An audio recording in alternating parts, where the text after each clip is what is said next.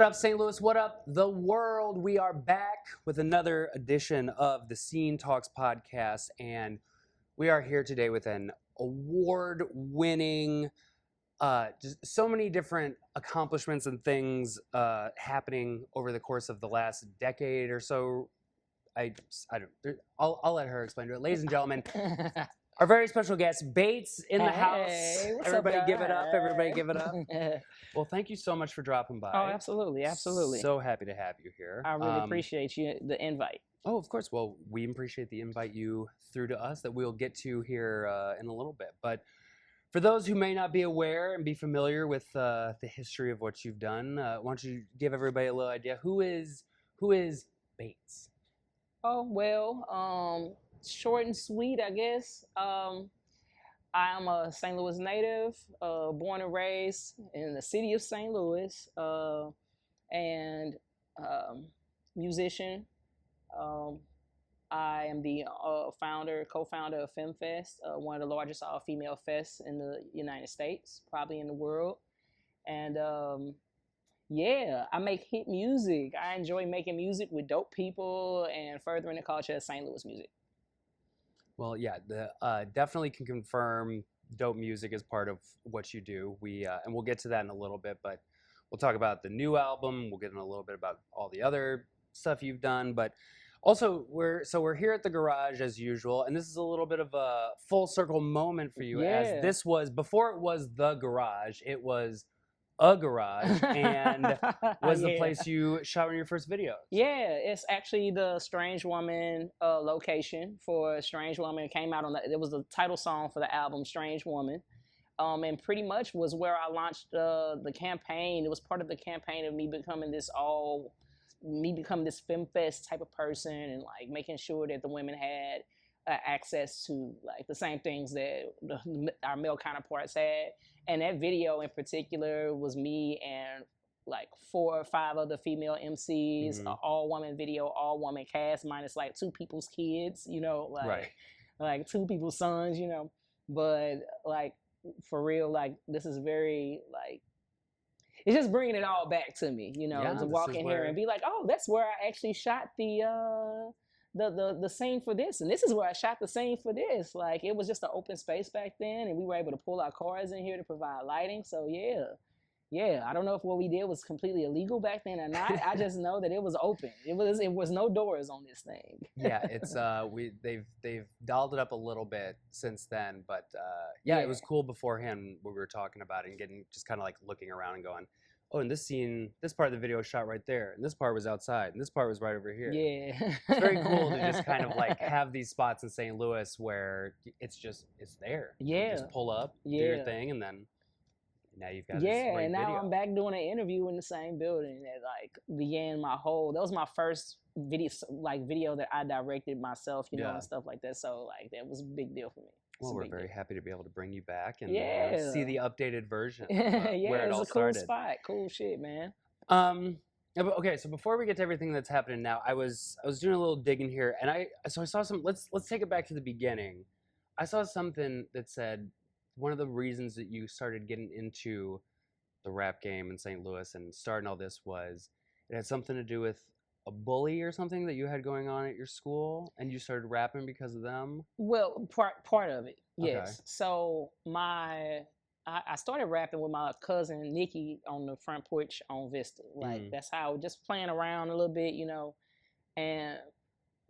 But at the same time I'm going to school, I got this girl who was like, man, it was just homophobia and just like crazy shit at school. I wasn't like every other girl. I wasn't into the same things that everybody was into, obviously, you know.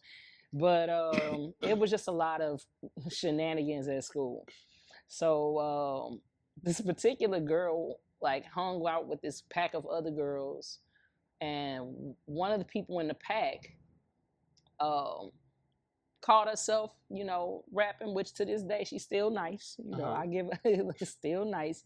But at the time it was like all my bullies, like in my downtime with my brother and stuff, I'm rapping and shit, you know. But like it's like this is the one thing that's like you're not gonna get off. So I remember we were all in the auditorium one day, and my homeboy was playing on the keys, and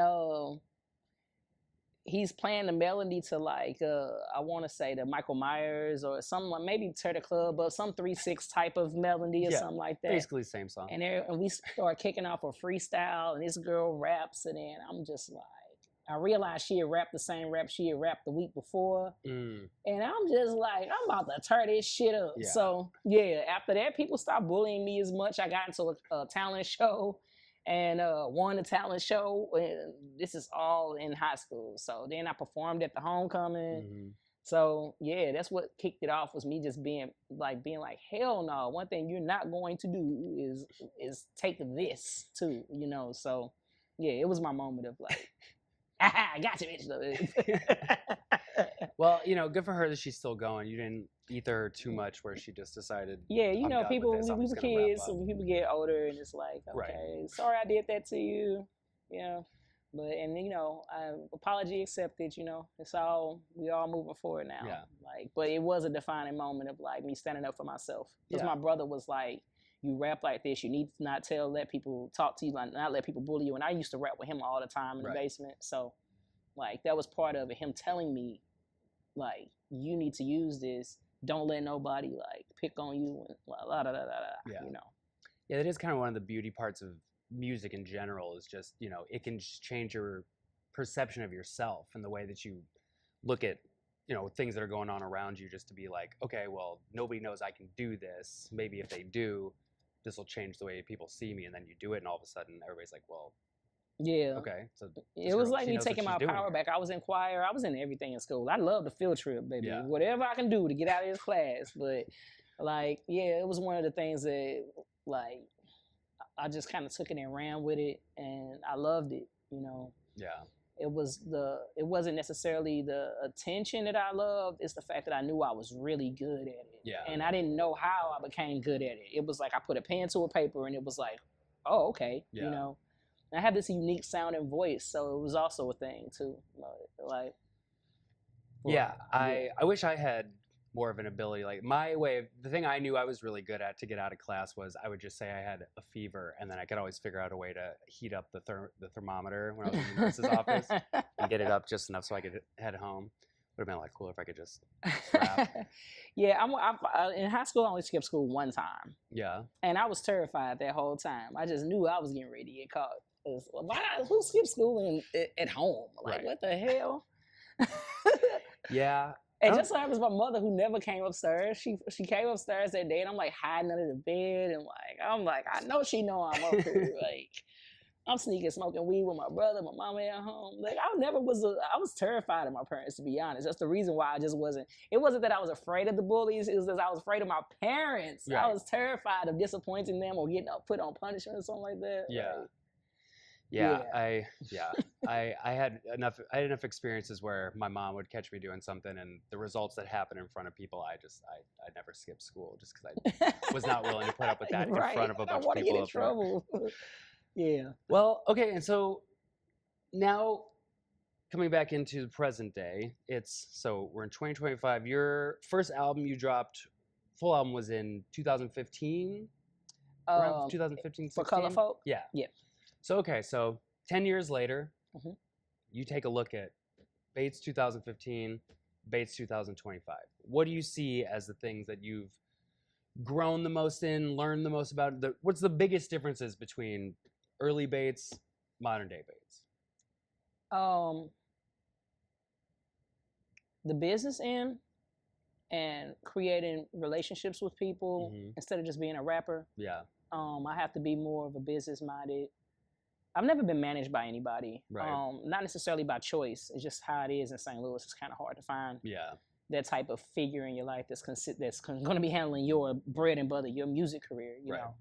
So I think the business end, building relationships, the fact that it's not that many bridges that I've burned in the process. So now all of those people that I've known for the last 10 years and before I even had an album out, when I was just getting started, you know, all of those people are still around today, like where I can still go and say, you know, hey, this is, so they see me from very skinny, 110-pound, barely eating a meal a day Bates to like where I'm at now in life. Yeah. So that's the biggest difference I can say is the relationship building. When I came out, just not being known for anything, you know. Also, like in the creativity sense, I've matured tremendously, I would say, when it comes to the creativity part. Like, I took my ass back to school. I got a music degree. I stay around people who are smarter than me in a lot of ways, not just music, but I'm talking about music. In order for me to, I love to be like intrigued by something. I don't like being bored about anything, so I have to constantly learn something. Or if I'm not learning something, then I'm pretty much just wasting my time being there. So, like, the creative aspect of implementing things that I've learned over time, but mostly right now, what I can say is I don't really care about Bates as the competitive hip hop artist more than I care about Bates as the great songwriter. Right. Or more so on the production side, getting the right people who barely know each other in the room and creating something infinite from that. Yeah. So the maturity is real. The image, paying attention to my image, keeping my circle, keeping the people in my circle. I've really never had circle problems like other people because I'm already like that on a regular basis. Like, we'll be cool, but I stay ass over there. Right.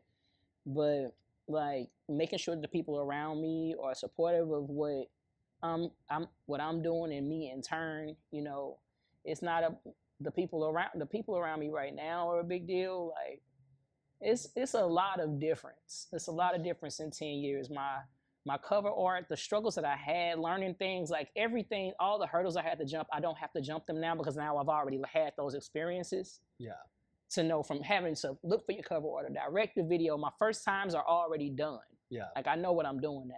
Yeah, that's got to be, seemingly the more we talk to people, the connections that you make are, in St. Louis at least, the most important thing. Because like you said, there's no major representation here. There's no label you can just walk in, big label you can just walk into or meet somebody and try to set up a meeting and go in and play them your stuff. It's very much like, you got to know people who are going to plug you somewhere where you can perform, give you a platform to play your stuff, just have it somewhere where you can be heard throughout the city. And like, it's just, that seems to be the most important aspect of being a St. Louis artist, because that's how you get to play more places. Yeah. And that's how you get to meet somebody that can produce and can play you different kinds of sounds.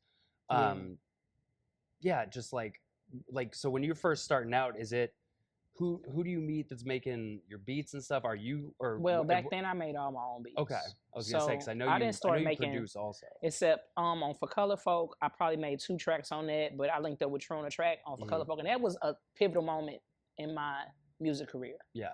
I was in a relationship for 6 years with this, and it was just a toxic situation that I was in, and it was really holding me back from like feeling like I can go and perform and not come back home to an argument. Right. So leaving that situation and linking with True, like almost within the same couple of weeks, it was like I met him, and then like I'm like, you know what, I'm out of here. Like, I chose me and started from scratch. I didn't want to leave everything that I had. I had a studio in my house at the time. I was, like I said, I've been producing. I've been making beats my whole life. Yeah. My entire life. As long as I've been rapping, I've been making beats. I was gonna say, which one started first? As long as I've been rapping, my first studio session, I had to make the beat for my first time ever recording. It was me, 2 other cats, and we made the beat for the first song I ever recorded. And like, I've never had a separation between the two. That's why even I just stopped feeling like I had to do everything, and I got tired of listening to my own shit, my own beats. Right. And it's just not that. It doesn't make you just be like, well, you already know what the beat's about to do because you made it. Yeah. You played it 3,000 times before you even started writing to it. Right. It's just not fun as much as it is when you hear somebody else's shit that you didn't even think of, and your brain just starts ticking into words and hearing different spaces in the music to fill stuff in. Like, that's what it was for me. But yeah, I've always produced. There's never been a moment, never a year went by where I didn't produce for myself or somebody. Yeah. So did that just come like naturally? Because it sounds like it all happened very organically and very, like you were saying, when you first started writing, it just like worked. It just felt Yeah. right. When you were doing the same thing with the beats, was it like, Yeah, I never had an issue. It was more so access to like the sounds and the equipment that people in the industry had, Yeah. you know, but as far as or the money, I didn't have money. Man, recording, coming up with $50 an hour yeah, was like, oh my God, please send me somebody for 25 or 30 back then. Right. You know, I was really struggling to like to be creative and be free. That's another thing that's changed over the years, like me not having access to things that I had and having to make do, but it's also what created me into the person that I am. yeah, Where it's kind of like, oh, we can still make it happen regardless, you know, not really being able to be told no right now in this space. yeah, So yeah, with the beats though, I was producing for the group I was in at the time. Mhm. And I made every beat that we had, Yeah. every single one. And we also like, I think that when you say did it happen, like was it organic or something like that, it was my first beat, my first DAW didn't have any drums, no 808s or anything, so it was all melody. Yeah. But also I was in choir for all through high school and college, and then I was also like exposed to a household full of music. So my parents have like this type of jukebox type of thing they still have to this day with like 300, it holds 300 discs. Yeah. And my parents would throw parties, so our house was like, the basement of our house doubled as like a nightclub. Yeah. I'm serious. So my mother, like, it was a nightclub, and it was called the Damn Basement. And so my love for music was hearing it through the vents, Right. and it's shaking the block. You know, police being called on my parents for peace disturbance. You know, that's how I came up around a lot of music. Yeah. Like my sisters, my siblings, all of them. But as far as being the first one out the gate to like be a musician, yeah, that was me. Did you ever, like, at what age did you get access to the basement? Did you stop having to hear from the vents and you actually got to That was my entire life. I had access. It's just like, but it's like when you're a certain age, it's like take your ass upstairs. Right, you know? right. You have no business down here. But I helped my dad program the system, and or if he wanted me to type some stuff into the computer to like create the jukebox, where you can flip through it or whatever. Yeah. Like I was involved in that, and then my mother taught me how to work it, and like, so if I wanted to, like, but the thing is that once it's in the box, you can't take it out the box. So like that was sin, because if they try to play the song and it's not in there, you know, but like, and it's an adult space, so they didn't want kids down there in the first place. But as far as like me, like listening to music, I was learning all of this directly from my parents, and they're into like 60s, 70s, 80s, 90s, you know, and then it kind of like stops at the 90s, where they're not really they're not collecting nor music, you know. So that's when I pick up the ball and start running. Did you ever get a chance to perform in the basement, or is that still something? Hip hop. Yeah, any of your So stuff. my parents used to have me like dance in front of the family. I hate it to this day. Like, it's just like, I used to imitate Michael Jackson. So I would be like 2 floors up, and they'd be like, don't wanna be starting something. And it was like the cue for me to come downstairs and grab the hat and dance to Michael Jackson. So yeah, I did that till I was like 15. See, and stuff like that. I was like, you know what, I'm bowing out now. It's stuff like that makes you appreciative of a time where everybody didn't have a smartphone. And you could do stuff like that and know that there weren't like 50 videos out there that could get shared at any time. Yeah, yeah. But I was in my family my mother has 8 brothers and sisters, and then that's just her side. It has nothing to do with all their children, all my nieces and all my cousins and shit being there, right? But like, them cheering you on and being the focus point of people looking at you, doing something that I wasn't that damn good at. I wasn't that great of a dancer, like, at all. Right. Like, I say on a scale from 1 to 10, like a 4. But like standing there and doing this and them cheering me on, I definitely can recall being like, damn, yeah, I like that. And I did something bold. It was bold for me. But that was my first time technically on stage was dancing. It wasn't for music stuff at all. I mean, I did get into the church choir when my parents didn't go to church, but like now when I was a teenager, at least my mother definitely didn't. But it's somewhere to perform. I signed up for the kid choir, you know, and I did a solo for Oh Lord, I did a solo for Silent Night, Oh yeah. and it is just was just not in my range. And I didn't know anything about transposing it to a different key or anything. Like Right. it had to be whatever key the song came in, whatever way. I had no idea what the hell I was doing. I thought that I was getting ready to get in front of that church and sing the note off of that song. But man, when I say like it was horrible. It was horrible. It's like I started out good, and I can feel when the audience was like, "You got it, baby. You got it. Take your time. Take your time." You know they say you take your time. Oh, that's when you hurry up. know. That's when you know it's just all right. That Just, mean I want to just hurry do what up. you're doing. Do what you're doing, and Get get it over over with. with as quick as we can. And then I make it so bad. Like Silent Night, instead of me just doing one verse, I did like all the verses of Silent Night. Like in front of this church. I felt like I had to see it through. Right. Well, you know, sometimes you just have to have that one experience to make you go, you know what? Yeah. All right, I'm gonna try something else. Yeah. My Move first on. time rapping in front of somebody though was definitely like one-on-one with people, or like with my like at school. Yeah. Like in high school, like hopping into a cipher and nobody knowing it, and like everybody being like, "Oh, she dope, she cold," you know, and just being like, "Oh, I am cold." Everybody else said I was. Yeah. And then finding out somewhere down the line that you sound totally different than everybody. Right. See, and but it's cool that you could have that experience and have all those people kind of behind you and supporting you, because like in terms of hip hop, like women seem to have, it's a lot fewer women that at least like in the mainstream and that you really are hearing to get like as much exposure and get as much people backing them and stuff. So like how was it when you were like, what's the transition from you're at school, everybody's hyping you up, everybody's telling you how you're doing a great job, and then to the point where you go, all right, I'm gonna perform in front of people, or I'm gonna start thinking about recording an album or a EP or just anything like that? Well, album, I hadn't got to that point yet, but the performing part I did start in high school. But as soon as I graduated, I had a choice, right? I could have hounded my parents to help me get in college and went for a business administration degree. That was my plan. I was supposed to go take my ass to SLU or something like that. Yeah. Or I can just like chillax for a second and just make music. Yeah. And all I wanted to do when I graduated was smoke weed and make music. I didn't want to do shit else, man. Yeah. And talk to girls. Yeah. Like I had no interest in like anything that made sense. Like at the time, I didn't have any guidance either. Like my parents, we had dealt with a pretty deep loss in our family, so I think they kind of checked out after my sophomore year. Yeah. So like I kind of was alone to make these decisions, and I chose music and I chose the streets, and Yeah.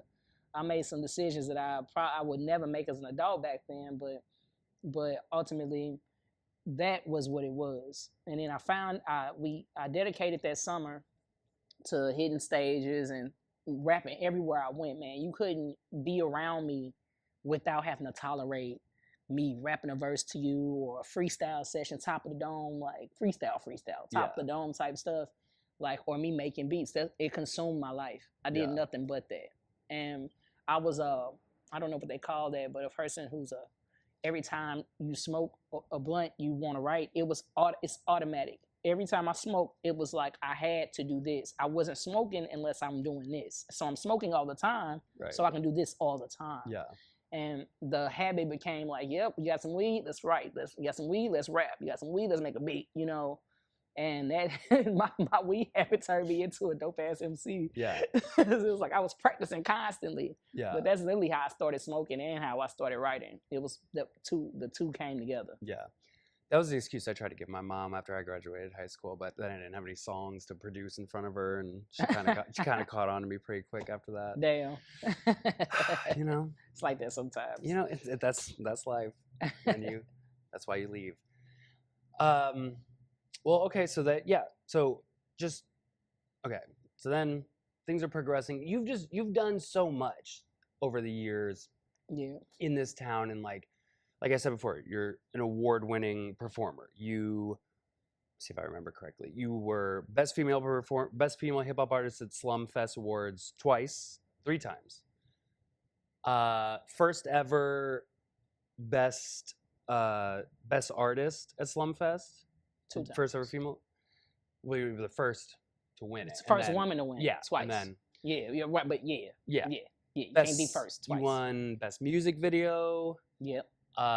fresh produce, And all that best. stuff. I I've mean, never won a fresh produce. Well, I did technically, but I did get a best album for Color Folk. uh-huh.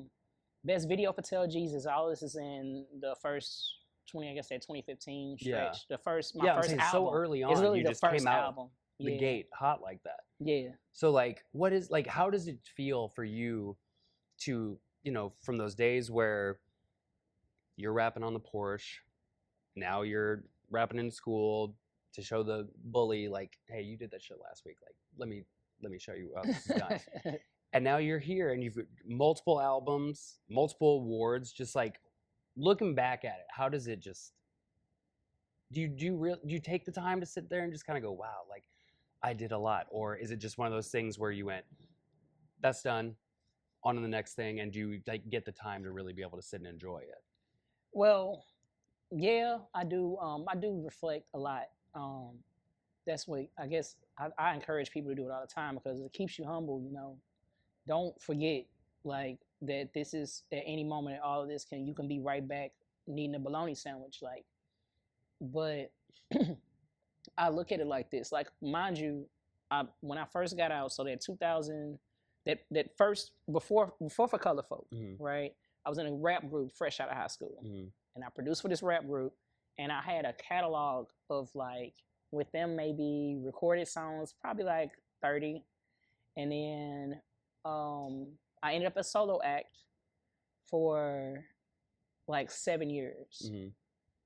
And this is me honing my craft and building my own studio, performing at all these random places. Like stuff, a lot of this shit is not even around anymore. Yeah. And then meeting True, and then going in a different direction and going into another rap group. Yeah. So it was Hard Asylum after it was explicit, right? And introducing them into spaces I had just got into, which is SLUMFest and shit like that. So this is like between 2011 and 2013. That's when all of this is really like clicking it. This is who I'm getting ready to be. Right. Like this is what I'm getting ready to do. And at that moment, I was dead ass. I knew for a fact that I was a problem. I'm something to deal with on this microphone. I'm something to deal with in this cipher. And I knew that when I opened my mouth, everybody was going to be shocked. I was very confident in the sense that I was one of the best in the room at all times. Yeah. So how it resonated later was I humbled myself when I walked into the SLUMFest space because it was just people that were extremely talented and creating vibes I had never seen, like watching Tef Poe for the first time, and like I didn't even know he was on 106 and Park and shit. Seeing him perform for the first time was like, holy shit, who was this cat? Yeah. You know what I'm saying? Like, I'm like, nah, that kind of rap I fuck with. You know what I'm saying? And so I kind of lean myself. If you see who I hang with, it's like some of the best pens in St. Louis because those guys make me feel like I need to do more work. Right. So it landed on me in a crazy way. At this point, though, what really makes me keep on reflecting on purpose is that I lost my entire catalog from before I met True. So all of those songs I had recorded over the years for $20, $30 an hour, I had hard drives full of music and like beats and songs. And what ended up happening was I sent my drives off to be worked on a couple years ago, and I got played and never got the stuff back. So that was my entire catalog from before. Kept it? Yeah. Yeah. And tried to charge me like 4.5K to fucking get it back. Just my drives that I paid for them to work on. So, yeah. And that devastated me. Like, I have cried so many times about that music. It was like my whole life's work just. Right. But then now I look at it and I say, okay, well, now that I'm where I'm at now, did I have to detach from that? Which really sucks if that was God's plan. But, like, did I have to detach from that to start new to where I am now? Did I have to be so upset about that happening that I would write this new album that's like, y'all got me fucked up? Like, that's really how I felt. Like, damn, I just felt robbed. So, yeah, ultimately, that space and time is really what got me to where I'm at. But like, but dealing with the loss of my catalog was like, it's songs that are registered to ASCAP that I will never, because it's before digital, Right. like before everything was streaming. So I had it on CDs and I was gonna say, hard yeah. drives. There's You know what there's I'm just saying? nowhere else where It's nowhere at. else. I asked all my friends and stuff that collected my music over the years, and mind you, it's been so long that I really Yeah. don't think that they're gonna have it. But like, it's a few people who every time I had a CD, I made sure they got a copy. Yeah. But man, for real, like gone, all of it. First solo song, first shit ever gone, everything. Yeah. For the younger And I people, lost it trying to save it, Right. you know. which is the worst part. For the younger people at home that don't really get down with CDs anymore. Once that CD touches just about anything, it's ruined. Yeah. So you hand out all these Yeah, CDs, and we you put it didn't down have on the table. technology we have now to Right. salvage those things. You know what I'm saying? Yeah. But man, so I had done a great job of keeping all my music to the point where I was only missing like probably 5 songs out of my entire the catalog. Yeah. From we talking since high school all the way through adulthood. Yeah. So this is before SLUMFest. This is all the explicit music, all the music I did during that time, solo, dolo. Like people like Nike Turbo, like popular St. Louis artists used to record in my basement. I have songs with these guys I will never hear again. Yeah. No proof. Well, no proof that I did this. I'll have to have a talk with these people and see if I can get that stuff back. Yeah, that would be great. Because other than that, I'm gonna knock on your door. Listen, but Yeah. I got to go out of town to confront them though. But I know I'm gonna get locked up because I'm too passionate about it. Yeah. Yeah. Well, we'll get something started here. We'll get a group together and we'll just make sure we, I don't know, Yeah. not necessarily shake them down. But Yeah, it's really figure important to me that I try that I get it back if it's doable. But the last time I checked, they said they destroyed my drives. So, yeah, and we talking like maybe 100-something songs, Ugh. and about maybe 1,000 beats.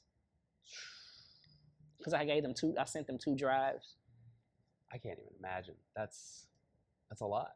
Yeah, and then I found out that this is what's about to happen on my way to a funeral, and it was like, Ugh. are you kidding me? I can't even talk about I can't even fight for myself right now because something's more important.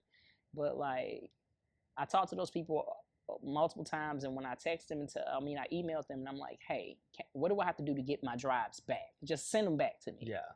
And they had an option on the website, and then they were like, oh, we've destroyed them. And I'm just like, this is just this past year. All of this has happened in the last like year and maybe a quarter. Right. Well, and that's just like what you were saying earlier. It's so important to establish these relationships with people because then it's like the second you step out of that and go, oh, I heard, these people will do this. And then now all of a sudden, all this it was gone. devastating. I felt extorted. Like it was basically extortion because it was less than, mind you, we talking free loop files, FLP files, which are pretty small, MP3 files, and some waves. And for the amount of data totally that it was came up to less than 2 gigs of data. Yeah. And but it was my entire catalog. Up until which point? And they charged me $4.5K to get it back. What was the last thing that you do have? Or the first thing, I guess, that you I managed to pull up my MySpace. Okay. And I pulled like 10 songs off of my MySpace. Yeah. And I emailed those to myself multiple times, and I downloaded them. So I got those in a safe cut somewhere. Yeah. The only thing I have of my catalog is anything that was emailed to me. Oh, jeez. I have nothing. And what makes it what really fucking does it was I had a car that I gave to my parents. This is me trying to get to and from school. And at the time I had an accident during that big snowstorm we had like in 2021, 2020, something like that. And so I get the car back from my parents that I gave to them, and some work needed to be done on it, but I had no idea the extent. But I knew that I barely ever drive it because it needed some work, right? And I was really hurting for money. I hadn't been working because of COVID and shit, but I'm back in school now, so now I'm trying to pick the pace up. But for gas money or whatnot, I was paying my friend to take me to and from school, and I needed to make the money, so I was doing an Instacart. Okay. And I came from doing the Instacart for the gas money, and the car breaks down right after I drop these people food off. But right before I had put in the car, though, my niece had gave me a box of CDs that were from her old shit. Like, she had moved. She's like, Auntie, I have a box of your music. Yeah. The box was in the fucking car. And then so I leave the car there, and it's sitting in this odd place. So the city towed it. And now that's gone too. Now this is after the shit with the salvage. The tow people took the CDs? The tow people took the car. And I've been trying to hunt the damn car down to get my... And I have not been successful in getting the car. So wherever that car is, it has my CDs still in it. I'm pretty sure, because I know what nobody in ready to do with that car. It was a mess. All right, so everybody that's watching this, be on the hunt. If you've got orange Pontiac Grand Prix. Orange Pontiac Grand Prix. Yeah, 1999, I want to say, or was it 2004? 2004 Pontiac Grand Prix, orange, muscle car with some CDs in it. Or hey, or anybody, if you got CDs out there, let us know. Right, exactly. If you have any old Bates music, we will figure this out. Yeah, but for real, those drives will be all I need. Is that data? Well, I can imagine. Yeah. All right. Well, let's move on now to the new Bates music. Gang shit. Just a couple weeks ago, you were kind enough to invite us to the listening party for your new album, which we appreciate that. Yeah. It was a very nice evening. Listening party was great. The crowd there was great. Everybody there was cool. Everybody was chilling, listening to the album. And the album's fantastic. Thank you. And it's so good. Like, I know, listened to it that night. I've listened to it at least a few more times since that night. What can you tell us about the new album? Because it's like a concept album in a sense. I'm pretty good with these concepts. So, yeah. Let the people know what can they expect from the new material. So True has moved to Cali, and I still don't feel like producing full-blown albums.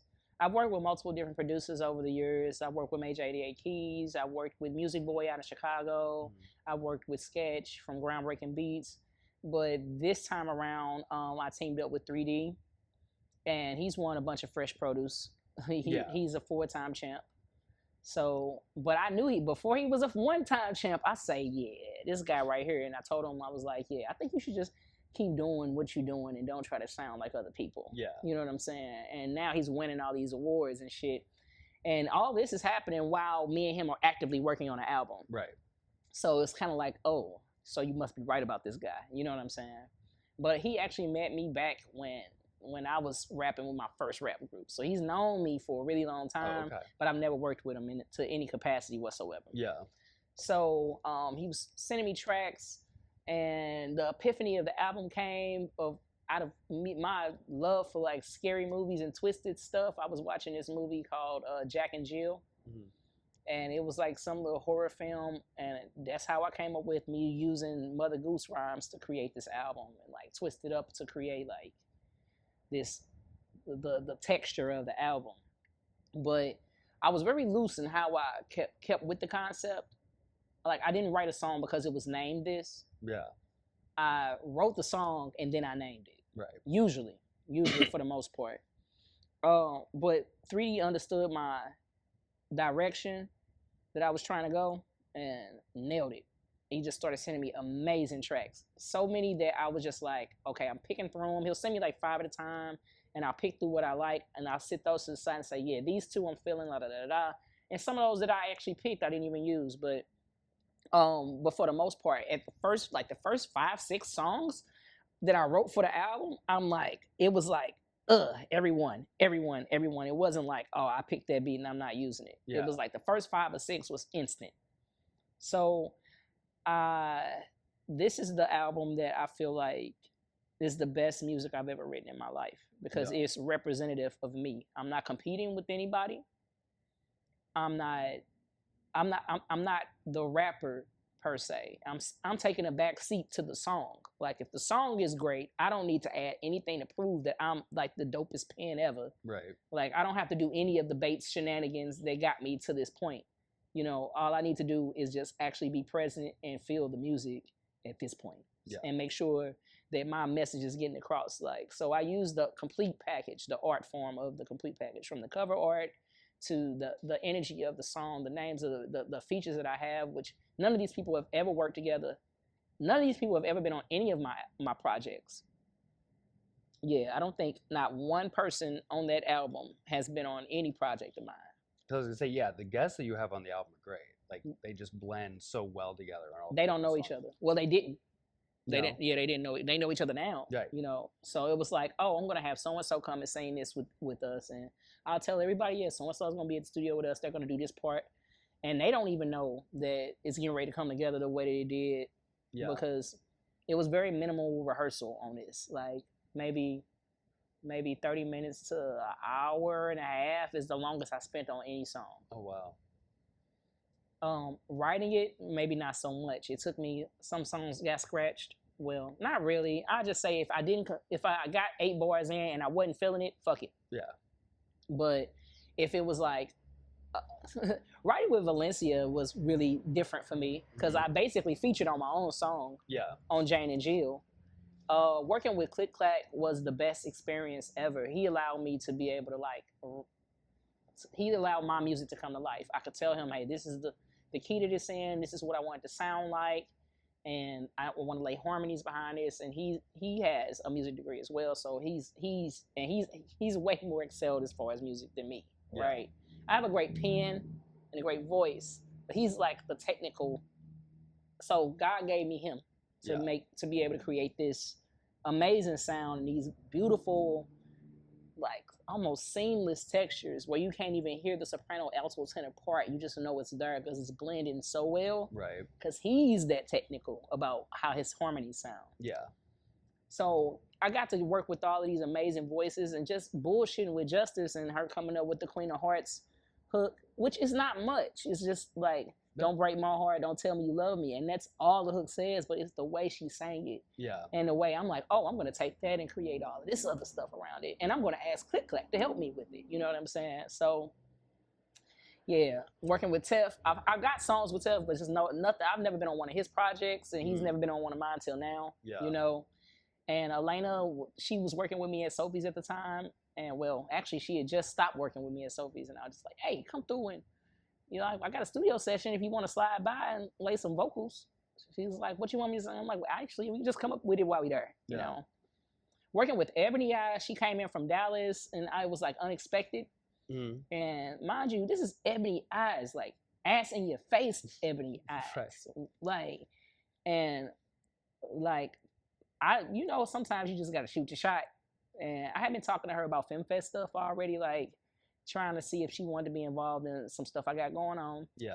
And we had been talking about that type of stuff.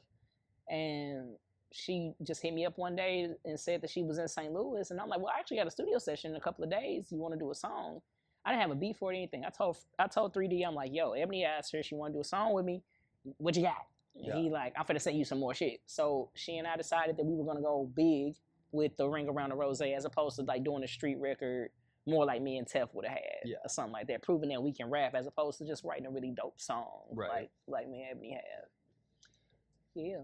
So, and with the album, you know, you said it was more just you, and you were just like letting the song speak for themselves. Was this intentional going into it, or is it kind of like the beats came in, you were listening to it, you started writing, and that's just what wound up happening?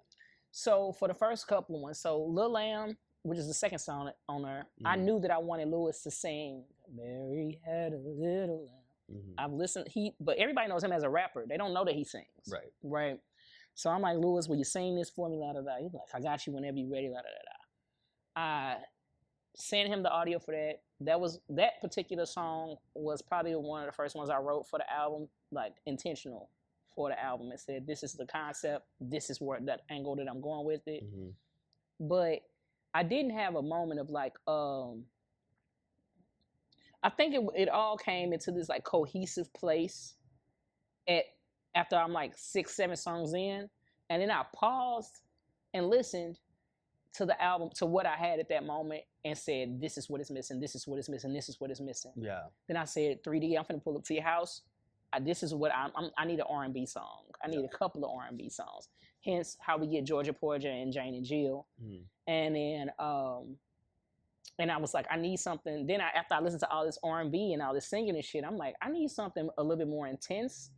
So that's how I get Tef on Along Came the Spider. Yeah.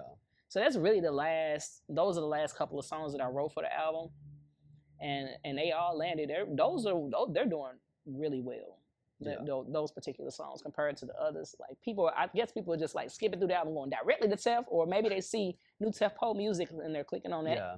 You know, but you can definitely see the difference in like, but that's what the album was missing. So right. I said, okay, well, since that's the direction that the album needs to take now, and then sitting there listening to it over and over again and being like, okay, well, I need to put this song before this song, and this needs to go here, and then after this happens, like the rest of the album needs to sound like this until this point, and then it needs to change back up.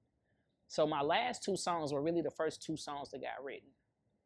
So when they say the first shall be last and the last shall be first, that, you know, it was like, okay, they would have become filler songs, but I didn't want to interrupt the flow of what I had already built with 3D. Yeah. And even though he did the Regrets joint, which is the final track on the album, I didn't want it to be like, where 3D's like,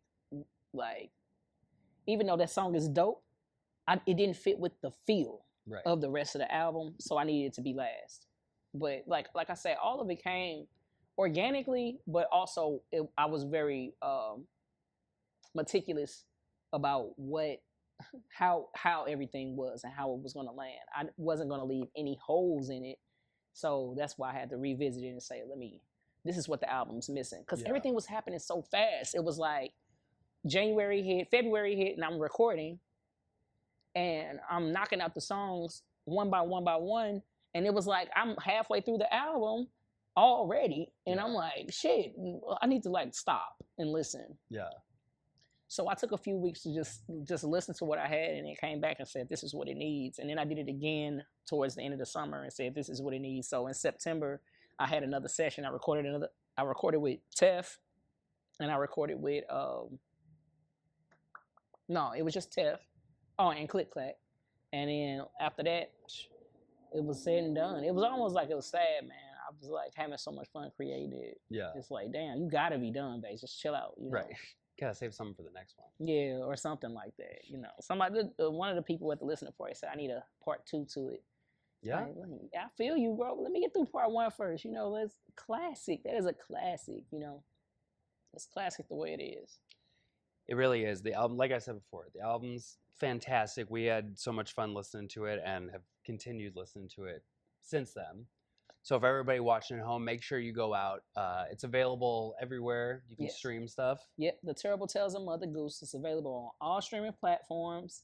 And no skipping straight to certain songs. Just listen play to the it whole all thing. the way through. Then go back to what you like, because it's some shockers in there. It's like, damn, Bates write songs like this too. You know, it's some shockers. I even threw some little lesbianism in there this time. You know, so what more could you ask for? Exactly.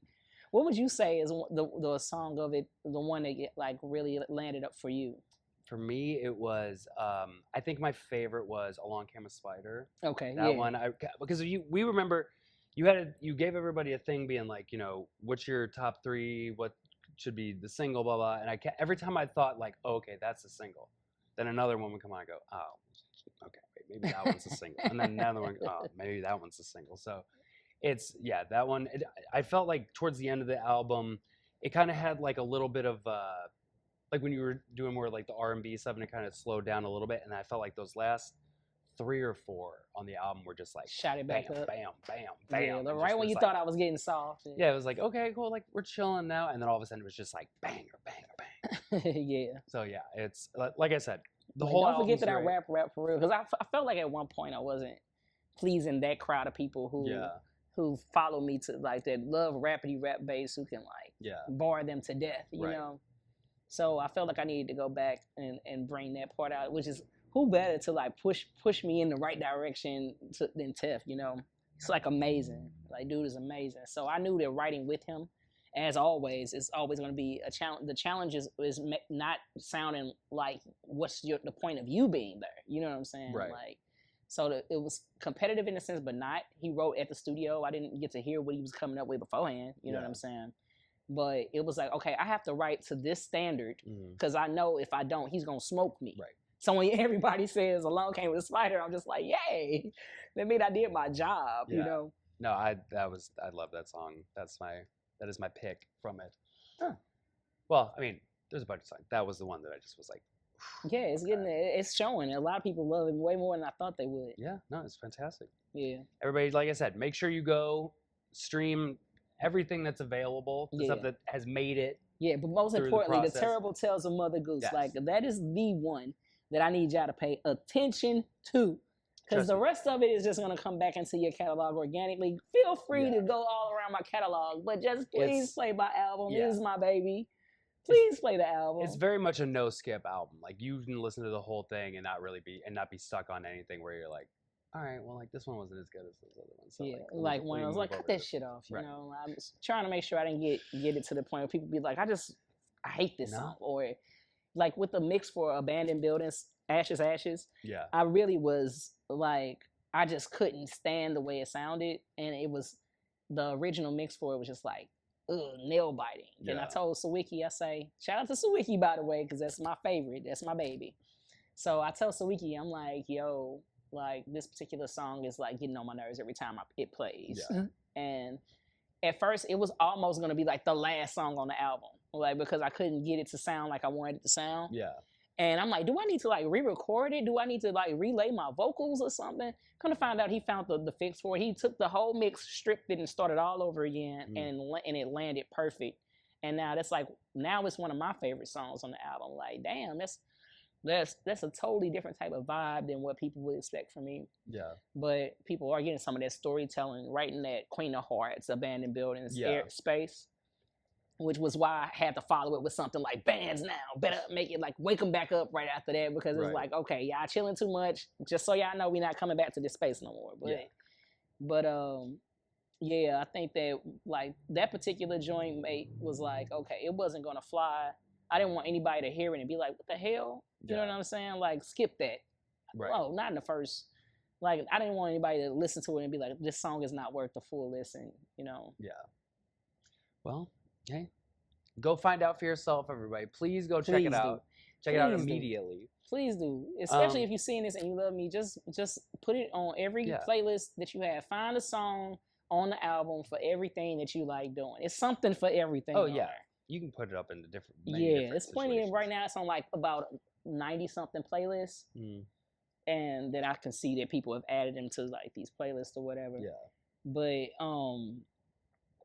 like that.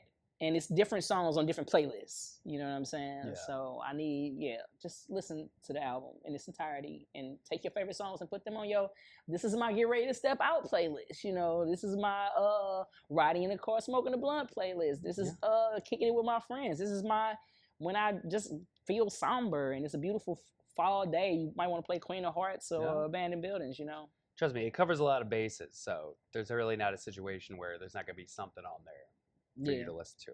Yeah. Well, so the album's out. Before we wrap up here, what's next for Bates? Do we got shows coming up? Do we have more stuff involving the music being different places coming up? What's happening? This is the part that's not so fun.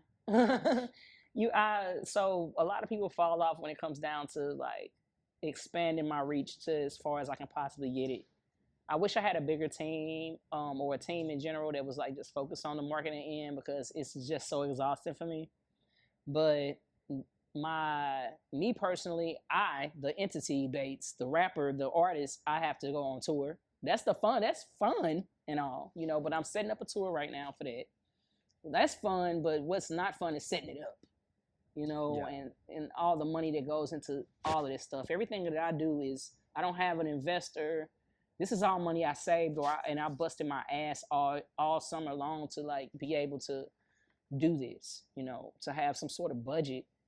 Like, this is the first time I've ever had a budget that I can say, okay, this is how much money I'm willing to spend in this amount of time, you know? But yeah, touring, and my goal is to be nominated for a Grammy in 2027. So I've already missed the deadline for 2026. It was in August, but to be nominated for a Grammy in 2027 and for 3D and I to to go from infinity and beyond from this project, and I feel like it deserves that. Oh, for sure. So that, and like my St. Louis show, because I didn't have a release party, right? Right. So I want my concert in St. Louis to be one that's like where people already know the words, but I'm gonna do something totally different. I have an amazing idea. Okay. Sitting back on it right now, but like by the time the top of the year hits, everybody will start hearing about it. What I got going on, but the experience is something that I've never seen anyone do. And especially in St. Louis, no, I've never seen anyone do it, period. I've never seen anybody do anything like what I'm planning on doing for the release for St. Louis, for the party for St. Louis. So, yeah.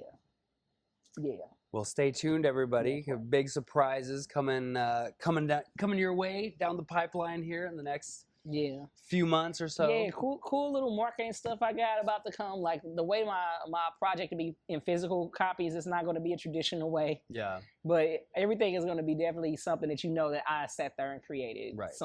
I love to like be involved with the conceptual things and things to be well thought out. So I've sat on this and thought all of this through pretty extensively, so that when I deliver it, it's like, whoa, like where the fuck this come from? Because I've thought about this for months now. Yeah. So that's the reason why it seems like, oh, I had no idea that this was even going to happen, because I've been sitting on it for months. I've been working all this time. So just keeping my mouth closed, kind of like I did with the album, and the cover art, not dropping it to the day that the album came out, you know. Yeah. Shout out to Damon Davis, by the way. Damon Davis is who designed that amazing cover art. The cover is insane. Yeah. It's so cool. But well, hopefully that's what I'm on, man. Music and money all the time. Well, make sure to let us know when everything's happening. We can get out there and let everybody know, and maybe step out for the night. Yeah, and you can feel free to come and set up a backdrop and interview some people or talk some shit, and people go live, red carpet or something like that, do some stuff like that. I mean, we have been looking for a red carpet opportunity, so come on, dude. Red carpet sponsored by The Scene, and stand there and interview people and shit. Like, we have to start treating our people like we deserve all the things that we don't have access to. Absolutely. Even though we don't have access to it, we still deserve it, and we should just be making it ourselves, right? And just not waiting on other people to do it. So that's why I fuck with y'all and like the people who really believe in the city. Well, that's what we're trying to do, and I think who better than us to just showcase and let everybody know what everybody's doing all the time. Yeah. All the time. We're always doing it too. So just so you know, we're always doing these things. Who's better than us? City of St. Louis collectively. Right. Nobody. Exactly. Bunch of losers out there. Yeah, they couldn't compete. That's why they have to put a muzzle on us, because they know damn well they couldn't deliver anything that St. Louis does. It would just be too much to the extent, and mind you, we're broke. We don't even have money to do this stuff, and it's still spectacular. It's nothing they can do to stop us from being spectacular. So, and mind you, I'm also, you can hire me to talk shit for St. Louis. Like, I will happily, I would do it for free. Just send me who you need me to talk shit about. If anybody got a problem, or if there's any doubt of where St. Louis stands, just remember that you can always count on me to say that we are excellent in everything that we do, and we deserve so much more, So, I just want to say thank you, man, for even giving me the opportunity to absolutely talk my shit about my project. Yeah, man. Of course. Well, we thank you once again for inviting us out to the listening party and involving us in what you got going on. Yeah, you've learned some stuff about me a lot of people don't know today. It's pretty good questions. Well, hey, that's what we do here. We get the info out that nobody else can get their hands on. Yeah. And now everybody knows. Exclusive. We are the exclusive kings and queens of St. Louis here. Absolutely. Well, it was so great to have you. Likewise. I make sure, like we said, go check out the new album. Go check out all the albums. Go check out everything that's available. And if people want to stay updated on everything you got going on, where can they see you and follow you in this internet world of promotion that we are living Well, I am Bates_STL on Instagram. That's pretty much anything visual that you'll find. If you want to see me say some random hilarious things, then just probably follow me on Facebook. same tag. You can find one through the other. I despise Twitter, but I am on there. I just feel like it's just a bunch of bullies. It really is. Then I don't do Snapchat. That's for people who have secrets. Um, hope you understand that because I'm like, it's somebody's secret to you. But yeah, I'm not. But for the most part, my YouTube is the same. It's Bates. I have my catalog sorted out on my Apple Music and my Spotify, so you can feel confident. Then when you see my album, that's the actual Bates that I am, as opposed to like some rock, some punk group in like Germany. And then I have a video about the drop, a yard drop shot by Big Lou. It's for the song "The Bridge Is Falling," and the video with me and Ebony Eyes. Thank God, Big Lou is also editing that for me right now. So hopefully we'll have that out at the top of November. So yeah, we're shooting for so back-to-back visuals to get. So I have something to market to y'all. But those are the big things I got coming up. Bates STL on everything. Well, there you go. You heard it here first, everybody. All these fun things. Once again, go make sure, check it all out. Start following Bates so you know when any performances, when this release party that is going to be a never before seen situation comes up. And, you know, we'll be there as well to bring you, you know, as much of it as we can. Yeah. But yeah, once They'll again, thank you so much for coming and joining us down here. I appreciate you, man. We appreciate you. And we appreciate you all for tuning in and checking us out. And yeah, until next time, everybody, we will see you all later.